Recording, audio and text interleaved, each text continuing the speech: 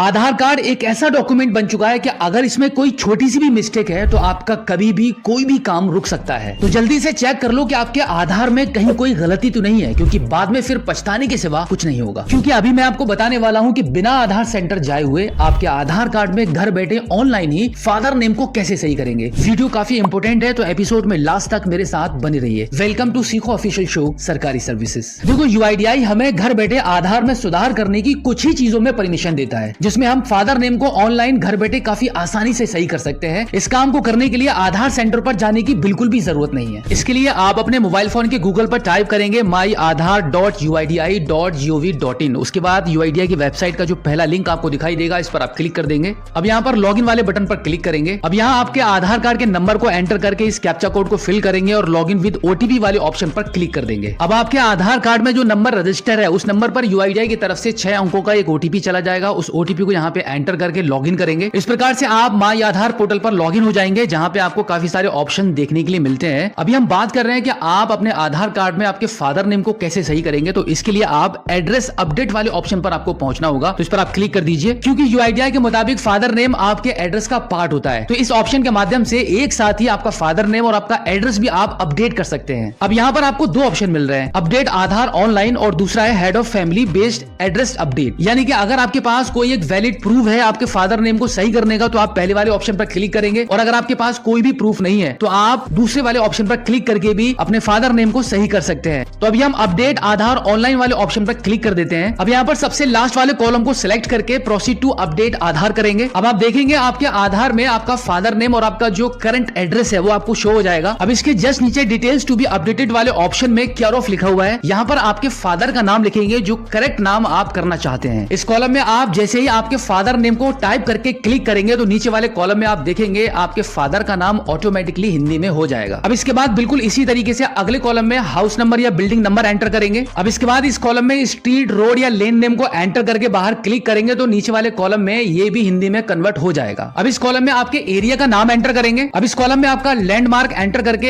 Area pin code number enter करेंगे। Area pin code number enter करते ही यहाँ पे आपके स्टेट का नाम ऑटोमेटिकली ही आ जाएगा। अब यहाँ पे आपके डिस्ट्रिक्ट को चूज करेंगे। अब विलेज वाले ऑप्शन पर टिक करके आपके गांव के नाम को यहाँ से चूज कर लेंगे, और फिर यहाँ पर भी गांव का नाम चूज करते ही आपका पोस्ट ऑफिस भी यहाँ पे ऑटोमेटिकली ही फिल हो जाएगा। अब इसके बाद इस कॉलम में आपको एक वैलिड डॉक्यूमेंट को सिलेक्ट करके यहाँ पे अपलोड करना होगा आपके फादर नेम को सही करने के लिए। लेकिन इससे पहले मैं आपको बता दूं कि आप अपने आधार कार्ड में सिर्फ अपने फादर नेम को ही सही करना चाहते हैं और आपको एड्रेस नहीं बदलना है। तो यहाँ पे जो एड्रेस अभी फिल करके मैंने आपको बताया है, आप अपना एग्जिस्टिंग एड्रेस यानी कि जो करंट आपका एड्रेस है, इसी एड्रेस को आप यहाँ पे वर्ड टू वर्ड मेंशन कर देंगे, और उसके बाद यहाँ पे वैलिड सपोर्टिंग डॉक्यूमेंट टाइप वाले ऑप्शन पर क्लिक करके अब आपके पास इनमें से जो भी डॉक्यूमेंट्स है उसको आप चूज करेंगे। यहाँ पे काफी सारे डॉक्यूमेंट्स की लिस्ट आपके मोबाइल फोन की स्क्रीन पर ओपन होकर आ चुकी है, जिसमें सबसे आसान डॉक्यूमेंट मैं आपको बता देता हूँ। एक तो रहता है आपका domicile certificate, caste certificate, income certificate, bank की पासबुक, आपका वोटर आईडी कार्ड, और इसी के साथ में पासपोर्ट भी है, नरेगा जॉब कार्ड भी है, मैरिज सर्टिफिकेट भी है, पैन कार्ड भी है। काफी सारे डॉक्यूमेंट्स हैं, इनमें से कोई एक डॉक्यूमेंट्स को चूज कर लीजिए। यहाँ पर अभी मैं ई वोटर आइडेंटिटी कार्ड को चूज करके अपलोड करने वाला हूँ, तो इस ऑप्शन को हम चूज कर लेते हैं। अब इसके बाद इसको ओके कर दीजिए। ओके करने के बाद view details and upload document वाले ऑप्शन पर क्लिक करेंगे। अब यहाँ पे कंटिन्यू टू अपलोड करेंगे। मीडिया पिकर वाले ऑप्शन पर क्लिक कर देंगे। यहाँ से हम अपनी वोटर आईडी कार्ड की ई कॉपी को चूज कर लेते हैं। इस प्रकार से यहाँ पे आपका डॉक्यूमेंट सक्सेसफुली अपलोड हो जाएगा। अब इसको एक बार नेक्स्ट कर दीजिए। नेक्स्ट करने के बाद आप देखेंगे अभी आपने आपका जो फादर नेम और एड्रेस यहाँ पे एंटर किया था वो यहाँ पे आपको शो हो जाएगा। एक बार आप इसको सही से देख सकते हैं। उसके बाद टर्म्स एंड कंडीशन को एक्सेप्ट करेंगे, क्लोज कर देंगे एंड देन नेक्स्ट कर देंगे। नेक्स्ट करने के बाद अब यहाँ पर आपको 50 रुपए की पेमेंट करनी होगी। पेमेंट को करने के लिए एक बार फिर से टर्म्स एंड कंडीशन को एक्सेप्ट करके यहाँ पे पेमेंट गेटवे वाले ऑप्शन को चूज करेंगे एंड देन